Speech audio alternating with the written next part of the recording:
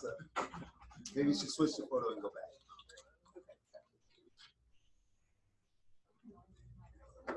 Am I still frozen? Yeah, you are. Okay. Oh, something's moving. Yep, you're moving now. Okay. All right, good. Okay, go. Okay. Are we good? Are we good? Okay. I'm Brady. We're moving. Yeah. Okay, so now that I'm moving, American Airlines was not moving. I actually was scheduled to fly out of Palm Springs yesterday and got the lovely notification on the phone that they were going to run 15 minutes late, no problem. And then it was 45 minutes late, and then it was 2 hours late, at which point I called Dory and said, I'm going to get stuck in Dallas. So we've got to pivot and use the technology that's available to us. So thank you so much. I want to give out a big hello to Dory, who set this up, and obviously to Gene Rawls, who always supports the culture of the company.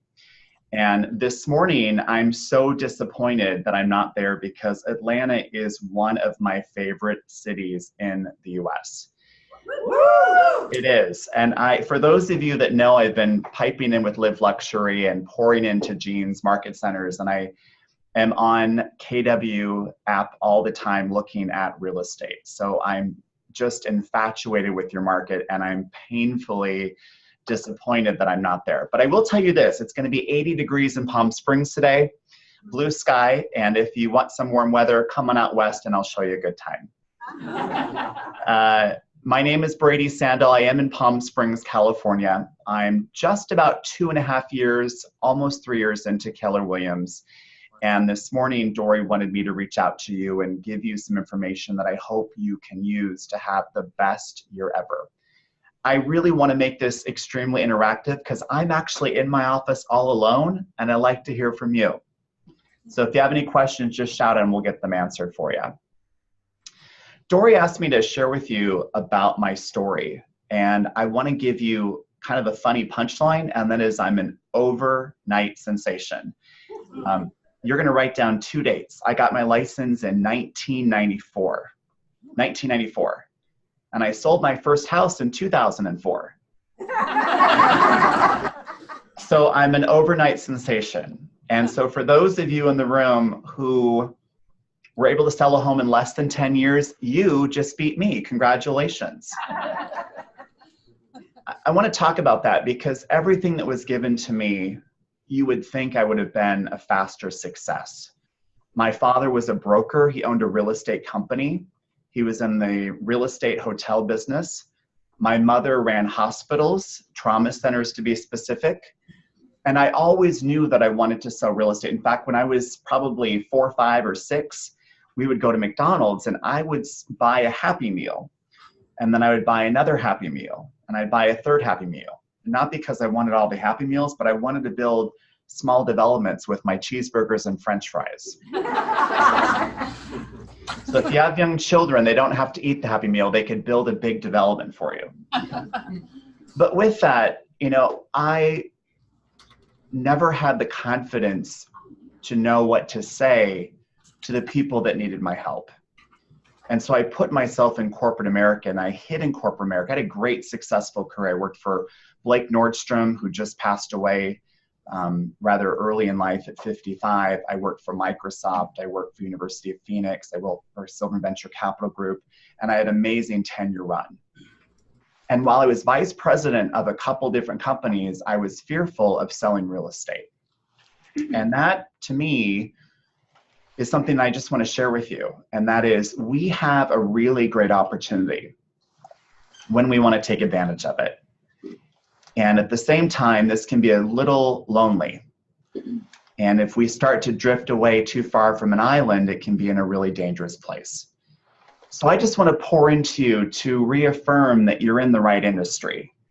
You're in an industry that was made for people like you, people that have a belief, they have a great value system, they have goals, and at the end of the day, they really have a strong passion for helping people. And for those of you that know me, you know that I believe that we are in the people business. Our job is to help people at the highest level we can. We're also in the communication business. You know that our customers expect us to communicate with them. And you know that many people in the industry outside of Keller Williams just don't communicate at the level you do. And that's why they call you for help. So while we're in the people business and the communication business, we're also in the selling business. And remember that when you're selling, you're just simply doing one thing. You're asking questions of the people that you meet, the people that you're going to meet and the people that know you. And when you truly ask them a series of questions and you understand what they're looking for next and who they want to hire to help them get there, you're going to have an abundance of opportunity ahead of you. So talking from a kid, an only child, the highest perfectionist you can find in Palm Springs, California, just remember that you're in the people business and the communication business, and people in Atlanta need your help, especially now. You see, this market, which is shifting, was made for people like you. And I want to explain what I mean by that. See, when you are in a market that's shifting, where there's a slight edge to buyers more so than sellers, the sellers need to understand that you have the value proposition to help them get to where they want to go next. And I do believe that Keller Williams can support you in your own value proposition. So you have to ask the question, what can you do right now? What can you do right now today that's going to grow your business, that's going to help move you to the next level? And I'm going to give you a couple things to think about. Now, I was the guy that swam competitively for 12 years. I was the guy that was charming and can convince my teachers I didn't need to do as well as I could have done. I got through undergraduate school with a Bachelor of Arts in Communication and a minor in business and had amazing college professors. I went to graduate school and graduated with a Master of Arts in Organizational Management. Why not an MBA? Well, I was intimidated by finance and accounting. So I kind of went a different direction.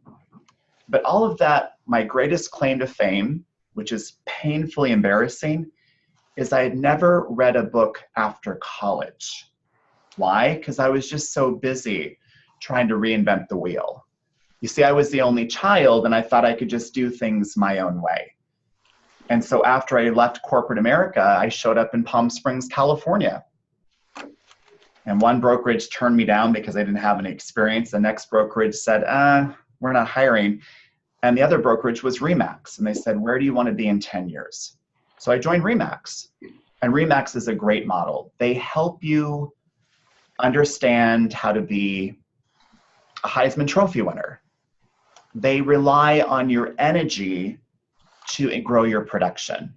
And when I was 34, I had an enormous amount of energy. But when the brokerage decided to close, I had to make a change. And I went to Sotheby's. And I started to drink the luxury Kool-Aid. I thought, wow, this is a great company. They've got pretty brochures, great marketing, a great brand.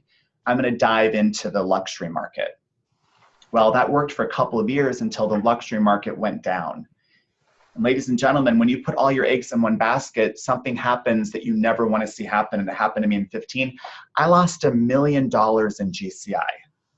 It's a lot of zeros. Why?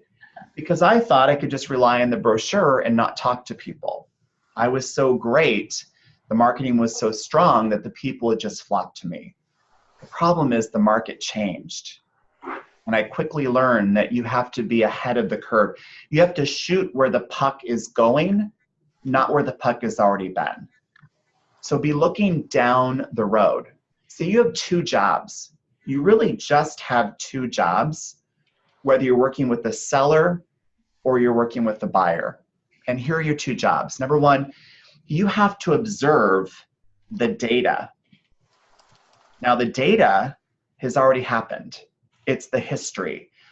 What's sold in the past, what's gone into contract, what's on the market now. That's kind of data.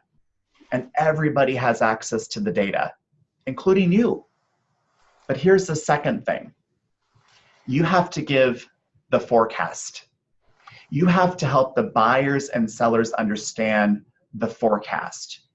They want to understand point A of where the market is going. Is it going up? Is it going down? Is it staying flat? And then they want to know the speed.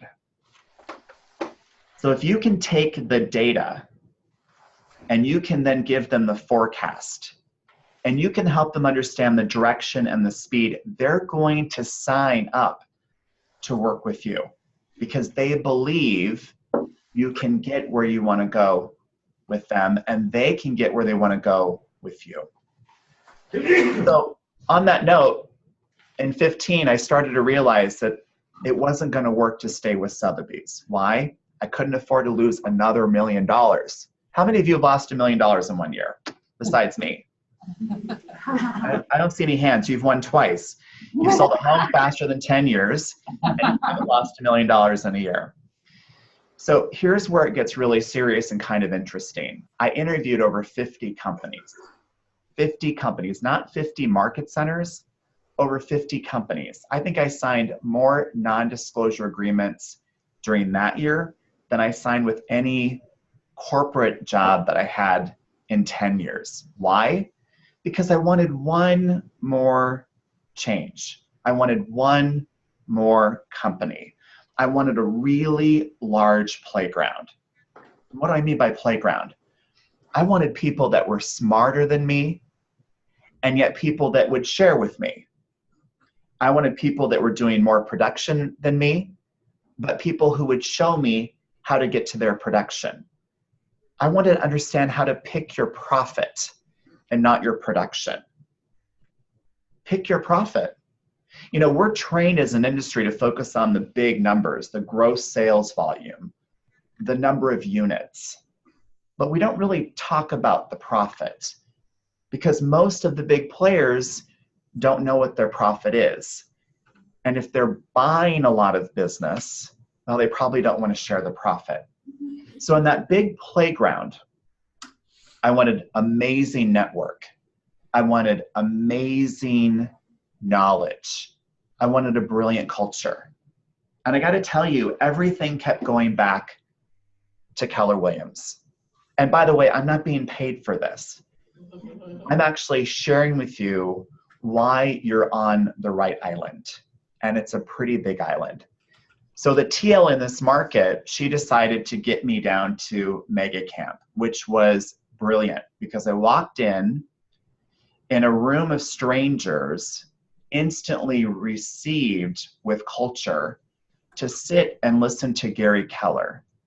And within the first 4 minutes of listening to Gary, I sent a text message to the team leader and said, I'm in, sign me up.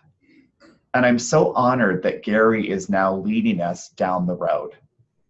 So flashback, starting with Keller Williams in 2016, I was still an individual producer. I kind of thought that I was the only guy that could list a home.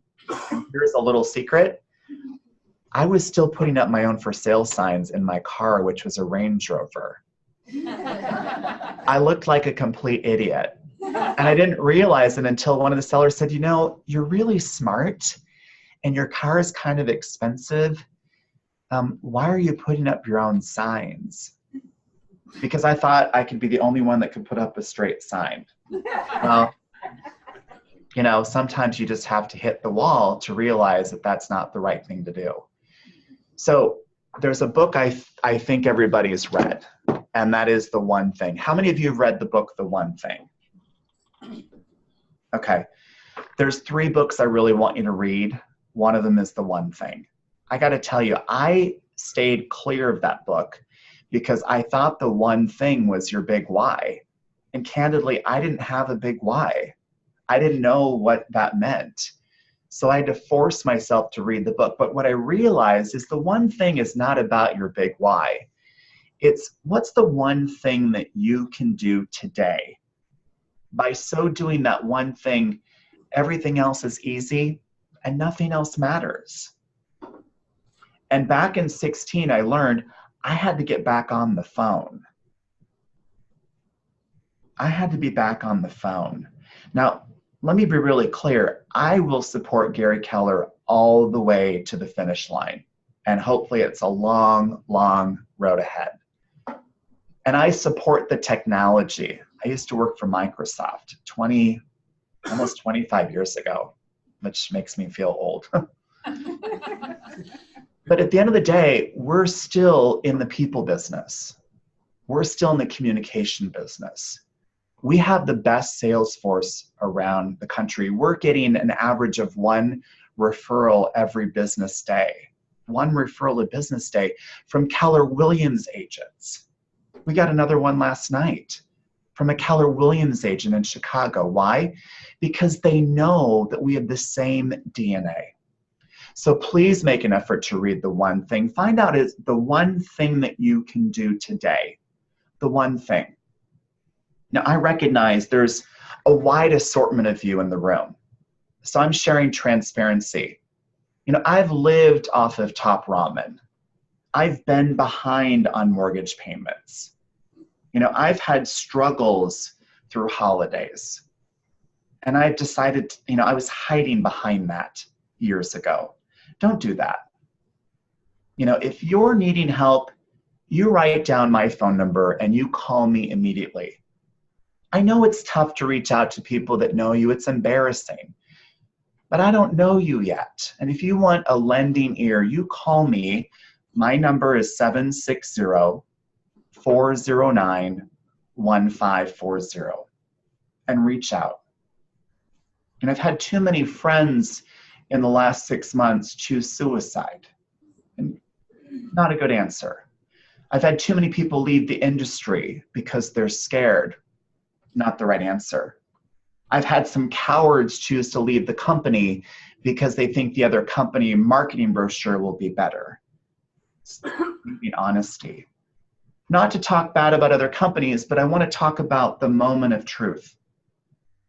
And that is, we do not rise to the level of our goals. We fall down to the level of our systems. And my job is to make sure that I'm enhancing the systems of the people that I know. This right here, the meaning of life is to find your gift. The purpose of life is to give it away. I know the meaning of life is to find the gift. The gift I have is to help people like you move forward faster and farther than you thought. And so my purpose is to give it away. So I want to give this knowledge to you. And like a gift, you may choose to use it. Honestly, you may choose to shelf it. You may choose to toss it. But when someone gives you a gift, it isn't the gift that you want to focus on. It's the message behind the gift. Sometimes we're just not ready to hear the gift, are we? So the gift I want to give you today is you're in the people business. People need your help. And you're in the communication business. And people want to hear from you. They really want to hear from you. And you have a moral obligation, in my opinion, to get out there and be in front of as many people as you can who need your help. Because see, you're the ladies and gentlemen that know how to help a buyer and seller get through the market. You're the ladies and gentlemen who understand the questions to ask to get them to the finish line. And I do believe that we are the best at what we do as a whole. Are there any questions that I can answer for the group on what I've shared with before I continue? Anybody? Oh, yep, you got one, Steph. Brady, at what point in your career did you realize that the systems were the most important thing and not the goals? Last Tuesday. No. This is such a great question. Now, I want to share with you a few things about me.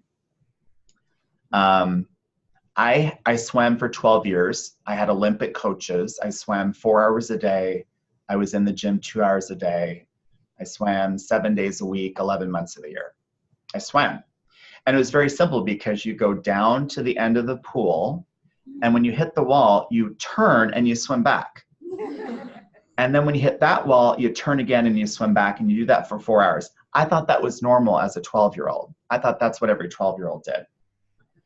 I also thought up until November of last year that you focused on the goal. until I read the book Atomic Habits, which everybody needs to read. This is book number 2, Atomic Habits, book number 2.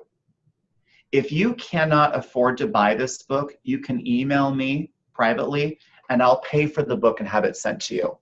That's how committed I am to your growth. I will pay for that book because I really believe that when you focus on the goals, you're setting yourself up for failure. Why? Because we don't rise to the level of our goals, we fall down to the level of our systems. So 2 years ago, I started to build a team. Great team, great people, phenomenal people. So good that the customers send our team members closing gifts. I mean, they send them our closing coordinator was taken to London for 10 days, all expense paid by a customer. Wow. When do I get to go to London? I want to go to London. So I realized as I was saying, okay, we're going to 100 million. We're at like 85 million. We're going to 100 million. Well, 3 months later, we only did 6 million. Why? Because we were focused on the goals. We weren't focused on the activities, right? So write this down. Your habits, what you do, will be also used as or described as activities. So the habits you have and the activities that you execute every day will increase your skill set. And when you increase your skill set, then the habits and the skill sets equate to the goals. We just weren't doing the activities. We weren't having enough conversations. Well, let me back up. We weren't having enough script practice. Why are we the only industry that practices on the people that pay us rather than our peers? I mean, we had people in my office that were verbal vomiting on the buyers and sellers. Are you familiar with verbal vomiting? When you blah, blah, blah, blah, blah, blah, blah, all over the phone conversation. So we weren't practicing enough. We weren't having enough conversations. We weren't asking enough questions. We weren't in front of enough people. We weren't doing that very consistently. Now, we quickly pivoted in middle of December to realize, something's going on. And then 90 days later, we closed 22 transactions in 28 days while the market was going like that. So my coach, and I have I have 3 MAPS coaches, 3. And they say the same thing. Right now, everybody should be working on enhancing the system. So here's book number 3. And I know some of you have heard me say this, Slight Edge. How many of you have read Slight Edge? Okay, phenomenal, Slight Edge. This is where you have the mindset that you're just gonna add 1% enhancement to the system you already have. If you're a prospector, you're gonna prospect 1% better every single day. If you're doing lead follow-up, you're gonna lead follow-up 1% better every day. If you're a listing agent, you're just gonna list properties 1% better every day. And over time, this way, it's gonna go really, really well. So everything right now is about the systems. And for those of you that run teams, how many of you run teams? How many of you are in a relationship? You're all single? Prospecting cures all problems, ladies and gentlemen. Where I'm going with that is when you're running a team, whether it's a family or children, it's a team. Not a hierarchy, but a team. Here's a little tip. When you're giving constructive feedback, give it on the system, not on the people doing the system. So when you can give constructive feedback on the system, it becomes less conflictive, hurtful, especially for the hallmark type employees, the amiables, who really need a lot of soft coaching. So focus on the system. Help them take ownership of the system. Help them improve the system. And the customer will always win, always. Good question. Any other questions? Any other questions? All right, keep going, no questions. Okay. So how many of you have some level of concern about the market other than me? Okay, all right. How many of you think that it may be a mindset issue? Show of hands. Okay, mindset. How many of you think it might be skill set? Okay, knowing what to say, how to say it, objection handlers. How many of you think it might be activities? Okay, it's always activities. Here's why. If you have the most powerful mindset in the world, and yet you don't do any activities, you won't have any business, or it just won't happen at a high level. If you have the absolute strongest skill set, you know every script. By the way, the sellers only have like 8 objections. Like, I'm not going to give it away. Give it to me. Give it to me. Right? But if you don't practice the skill set, if you don't put it into an activity mode, you won't hit the goal. So focus on the activities. Always think about the things you need to do right now to get you where you want to go tomorrow. Because when you do the activities, your skill set, it's going to get stronger. And when you do the activities paired with a stronger skill set, the goals are just going to show up. I mean, I got to tell you, I was fearful of lead generating. So I didn't build my business on lead generation. And I really didn't know how to close.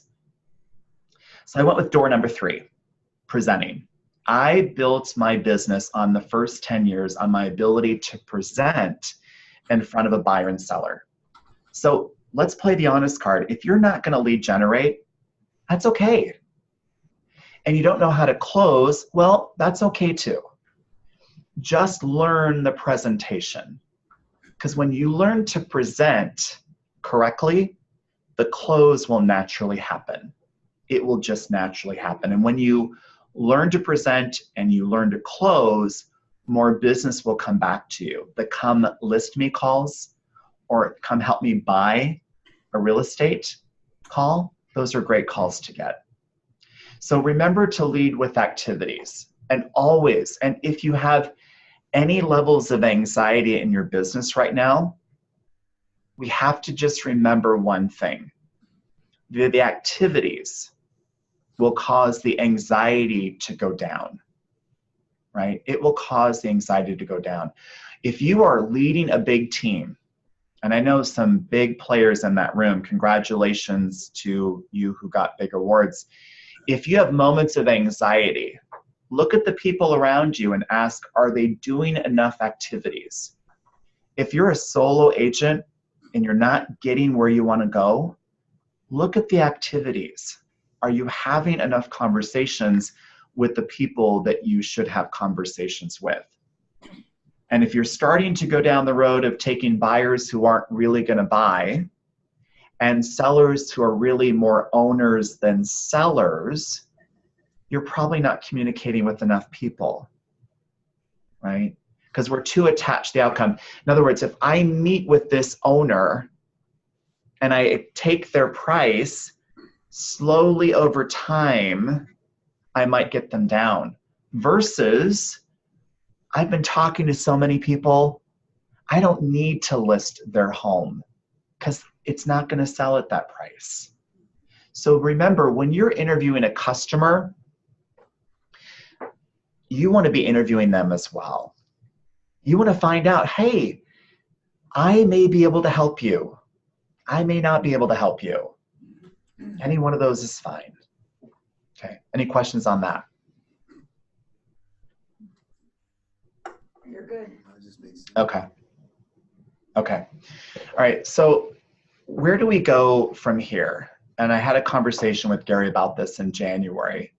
And it was a small no, it wasn't a small conversation. It was a small group of people having a big conversation about luxury. How many of you are dancing in the luxury market? Okay, so are most of you in the $300,000, $400,000, $500,000 price point? Yes. Perfect. Okay.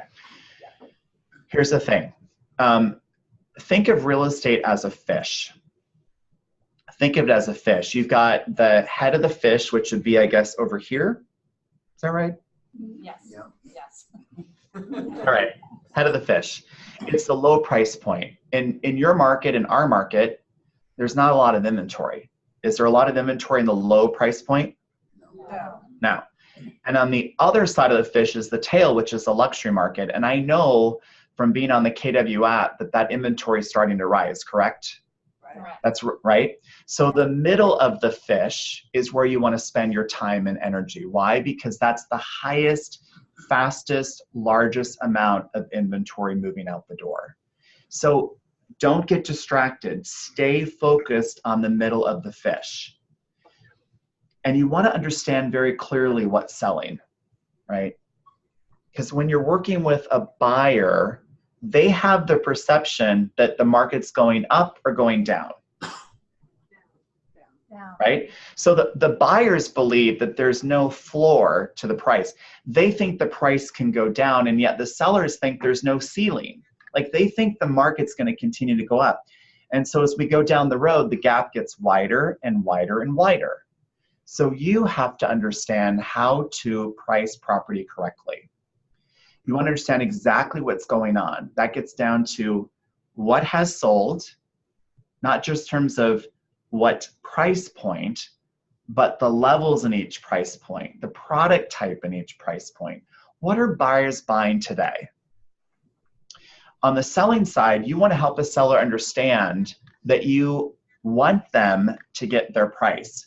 Mr. Seller, I want you to get $695,000. I'm afraid the market will not pay you that price today. I explain. Now, what's just happened? You verified that you want them to win. You don't want to debate them. You don't want them to lose. You want them to win. You've also shared with them that right now, the market may not give them the price they want. And now sometimes the conversation gets a little tense. So I'll say things like, hey, I'm 48 and I'm going to work to 78. I've got 30 years to help you get your price. So do you want to sell now, 5 years from now, or 30 years from now? You have to have a little bit of humor. Just like when I'm presenting to you, it's kind of awkward. There's a little bit of anxiety in the room. You kind of have to break the humor every 5 to 7 minutes. Same thing with the listing conversation. Same thing with the listing conversation. You have to help them understand that you want them to get their price, but you're afraid that the market may not give them what they want. How many of you have been in the market industry for more than 7 years? Is that about half, Dory? No, probably A third? third, maybe. Yeah. If I wore these, I could probably do a better job on this screen. All right, so most of you have not sold in a normal market. You've sold in an uprising market, right? So when you're selling in a normal market where buyers have a little bit more control than sellers, that's a normal market. So when you're selling in a normal market, you want to remember that you have to ask more questions, right? You have to help a seller figure out exactly what they're looking for. And you're going to ask questions and questions. And by the way, our pre-listing conversations averaging 45 minutes. Our appointment, our listing appointment, we actually call that the signing appointment. It's averaging about 14 minutes. How is that happening? Because we're having more conversations with the owner on the phone to figure out if they're an owner or a seller. So when we show up for the listing appointment, we're actually doing the signing appointment. So be really clear in asking more questions. You want to figure out if you're going to be able to help them get what they want. And by the way, you're going to get paid what you want, right? So make sure that you're asking enough questions of the people that claim to need your help. Now, for those of you who have been in the industry less than 7 years, most of the time, Agent production is going to be between a couple homes a year to a couple homes per month. Is that fairly accurate for the people in the room? Yeah. You're closing 1, 2, 3 per month? Yes. Okay, here's a way to think really big. Let's say that you're selling 1 home per month, which is 12 in the year. What if we sold them the first 12 days in January, and then we took the rest of the year off? Just a thought. You have to play in your mind about that, the what if game. You know, you have to be able to figure out, if you want to sell 12 homes, great, sell 12 homes. What's the best way to sell 12 homes? Well, people who want to sell real estate, people who want to buy real estate. You only have to find 12 motivated people, and you have 365 days to do that. So be very clear on the direction you want to go, right? Be very clear on what you want. And I say to people, and I'm talking about me looking in the mirror, by the way, I say to people, if I'm not showing up at the level that I need to show up, my goals aren't probably big enough, or my systems aren't strong enough, right? Because we don't rise to the level of our goals, we fall down to the level of our systems. So if my systems are not confident, I'm going to fall backwards. And I don't want anybody to fall backwards. Any questions? Dory, how are we on time? Oh, question. Steph has one more question. What's the most important system that you would say is important to implement? You're not going to like this, but it's either going to be lead generation or lead follow-up. Lead generation or lead follow-up. This is where we play the honest card. One of my favorite, I can't say mentor because I haven't spent enough time with him, but one of the people I really studied at a high level was Tim Heil. And Tim, over time, would share a story that when he first got in the business, he had a fear of talking on the phone. So he actually would take his phone and go in the broom closet at the market center and prospect because he was fearful in how he sounded and what he would say, and he knew he'd verbal vomit. I kind of did the same thing. I really wasn't comfortable on the phone, so I avoided lead generation on the phone. I did open houses, I did business networking, I met people. And I simply asked them one question, and it was kind of a humbling question. Hey, who do you know that would like to buy or sell a house today? That was my question. That was my question. So lead generation. Pair number 1B, lead follow-up. We know, and the industry knows that about 70 to 80% of your income will come from lead follow-up. It's not going to be from lead generation. The contacts come from lead generation. The income comes from lead follow-up. So if you have any fear of lead generation, focus on lead follow-up. You want to be the best person to follow up with leads, the fastest person, the person with the most questions. You always give them what they want. See, our creed at our group is called Aspire. And you might want to write this down. You can use it. Aspire, the first one is A for anticipate, right? We want to anticipate what the customer needs, and we give it to them before they realize they need it. See, for big producers like Justin and others in the room, you sell an enormous amount of real estate. Your clients are probably going to do 1 a year. They don't know what's going on. Serve is, service, right? You want to serve the customers. You want to perform, inspire, be responsive, and excel. That's our core DNA. But the systems you need, lead generation, lead follow-up, always that. If you lead generate or you lead follow-up, everything else is easy. It really is. Good question. Brady, I have a question. Yeah, I know you can't see me. Can you see me now? I can. Hey, Dory. I was hiding in the chair. So, did you ever get comfortable lead generating on the Oh phone? God, no. I have this quirk. I'm 48. I love a chord. If someone calls me on my phone, I don't have my headset, I start like, hi, my name is Brandon. My name's not Brandon. I mean, I'm like, what's going on? I mean, the phone's getting hot. I'm sweating. I can't figure out what I'm saying. I just need to have a headset. And I need a cord. I need a cord. No, I mean, honestly, I'm very transparent. This is really quirky. I had a radio show for 4 years as a kid. I host radio shows now. I did 7 seasons on HGTV. I can read a teleprompter like there's no tomorrow, and I can make stuff up when I need to, right? But at the end of the day, I still have struggle lead generating. I still get freaked out because now I'll call, it's a small market, right? It's very small. And California is a little weird because they think real estate agents are all that. And they're like, oh my God, you're calling me. And I'm like, oh my God, I'm calling you. You know, I just got to get over it. But it's a struggle every day. So what I had to do, Dory, is I have to role play every single day. Now, when I started in 2004, at that overnight sensation run, I was the script. When do you plan on moving? How long will you live at this address? If you were to go, where would you go next? All that's fine. All of that's fine. But now I'm role playing on actual purchase agreements, requests for repairs, negotiation of inventory. Like we have to negotiate sofas and lamps and tables. Ugh.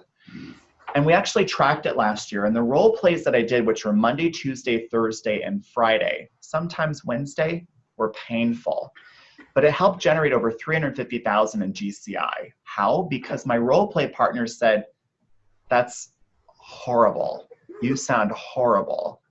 Or this part's good, fix that. And if you want a humbling moment, you want to record your role plays.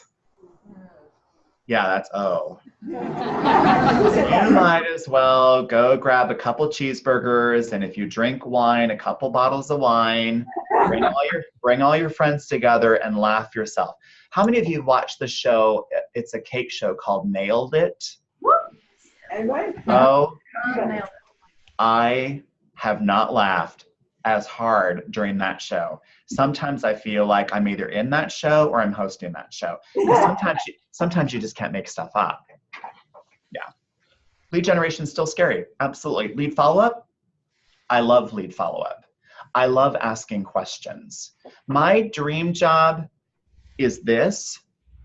My dream activity, asking questions. I love to ask questions. Yeah. When you do your 45-minute call for a listing, are you following a script? Yeah.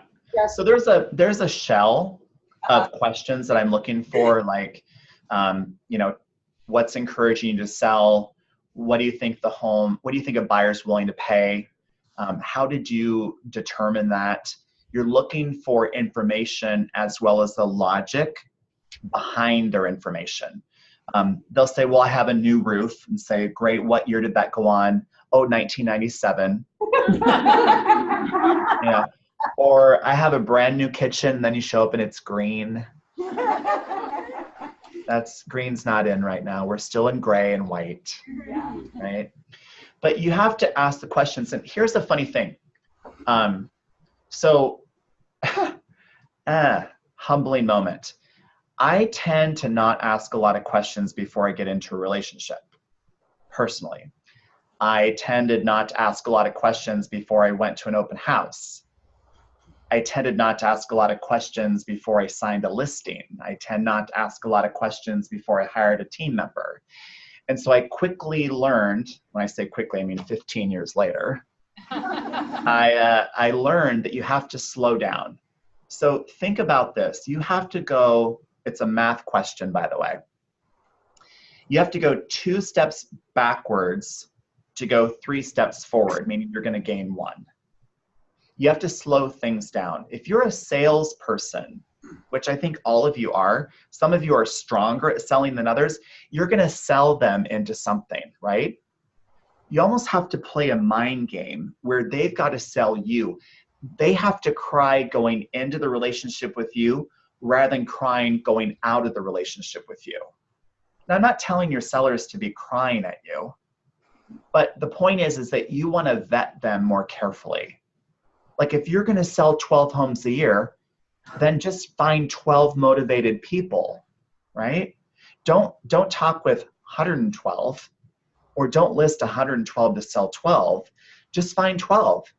And I say to the owners, Mr. Seller, thank you so much for having me over today. We're looking to find 9 people this month who need our help. So I'm going to ask you a couple of questions. Is that okay? And they're like, what? 9. If what I say makes sense and you feel comfortable and confident that I can sell your home, are you prepared to be one of the 9 that will list with me today or this month or this quarter? So you have to make sure that you're asking enough questions. Yeah. Okay. Hey, Dory. Yes, go ahead, Jonna, in the back. Maybe I'm slow, but Speak up so we can hear you. I can hear you really well. did we get the last 3 letters of Aspire? Yeah. So Aspire, A is anticipate. That came from the Ritz-Carlton. S, service, came from Nordstrom. P, performance, came from Microsoft. I, inspire, came from Starbucks. R, responsiveness, came from University of Phoenix. And E, excellence, came back from the Ritz-Carlton. Those are companies that I've either worked with or am connected to. And we built, Keller Williams has the 4 columns of culture. The Aspire is our DNA. It's where we stand as a group.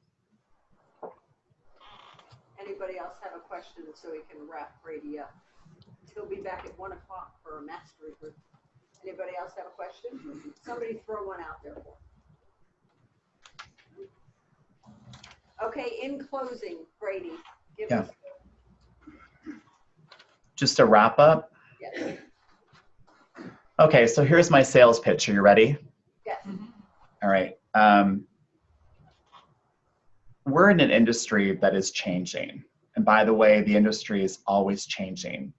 It's changing a little bit faster now than it had 10 years ago or even 20 years because all industries are changing, right? And we recognize in Atlanta and in our market that we have marketing companies like Sotheby's. They're great. They understand the marketing, they've got the brand, they've got the logo. It's all perfect. We also have technology companies like Compass. I mean, their stake, if you will, is technology, and that's fine. And I know that Keller Williams defines themselves as a technology company, and I certainly don't want to go against Gary, but I believe that we are the selling company. We are the company that knows how to sell, right? We're the company that was made for salespeople who believe in themselves, who come from a place of curiosity, who come from a place of contribution. Yes, we will use technology, but let's be really clear. The customers only use technology because they perceive that technology will be available when you aren't. So don't hide behind the technology. Embrace it. But remember, the phone conversations and the face-to-face, even the video chat, it's better than just texting and words, right? And if you're having a moment where, or even more than a moment where you're not getting what you want, just do a quick checkup from the neck up. And don't drift away from this island. Put a hand up, put an arm out, reach out. You've got so many people in this company that literally would do anything for you. So don't drift away from that. Embrace it and swim back to the island. We have a long, successful road ahead of ourselves. And when you look around, this company was made for people just like you because you're in a room of people just like you. Thank you so much.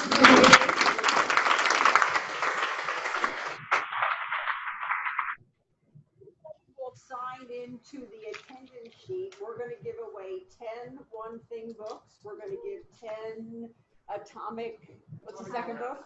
Atomic Habits. Atomic Habits, and the third book, again, from Jennifer. So we're gonna give 10 of each away. If you're not on the attendance sheet, I don't know that you're here. So fill this out, and we'll do this by the end of the day today. Thank you for the book suggestions, that's awesome. You're welcome. All right, so hang for a second, because we'll just figure out if we're gonna keep you online for the 1 o'clock, or we're gonna reconnect. Okay. Okay, thanks, Brady. You're welcome.